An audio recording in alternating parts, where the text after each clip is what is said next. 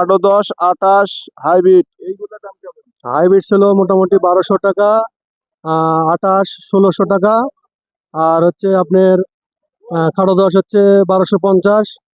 ধান বিক্রি করে কি কৃষকরা আজকে সন্তুষ্ট হচ্ছে মনে হচ্ছে?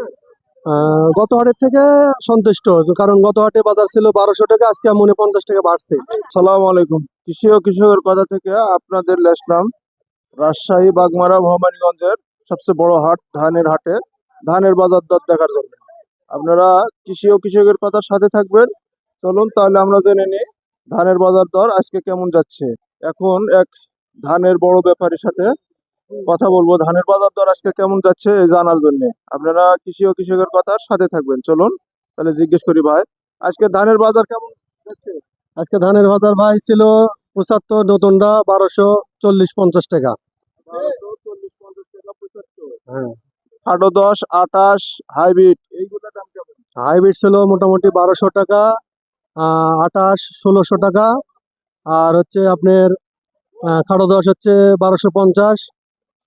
মোটা হাইব্রিড ধান এই উঠেন আমাদের হাটে। আগে উঠতো, এখন একটু কমে গেছে। এখন হচ্ছে ভাদ্র মাসের সিজন, আগে জ্যৈষ্ঠ মাসে পাওয়া যাইতো মোটা ধান। জ্যৈষ্ঠে মোটা ধান পাওয়া যেত, এখন ভাদ্রা ধান শুধু চিকনি হয়। তাও মোটা কত করে যাচ্ছে? মোটা মোটামুটি 1200। এইগুলা ধান এই মানে এত বড় বড় যে ঠিকই আমি দেখাই, এখানে অনেক ধান আশেপাশে, মানে আমাদের ভবানীগঞ্জে ধানের হাটের জন্য সবচেয়ে বড় হাট, বাগমারার মধ্যে সবচেয়ে বড় হাট। এ তো ধান কেনার পরে ধানগুলা যায় কোথায়?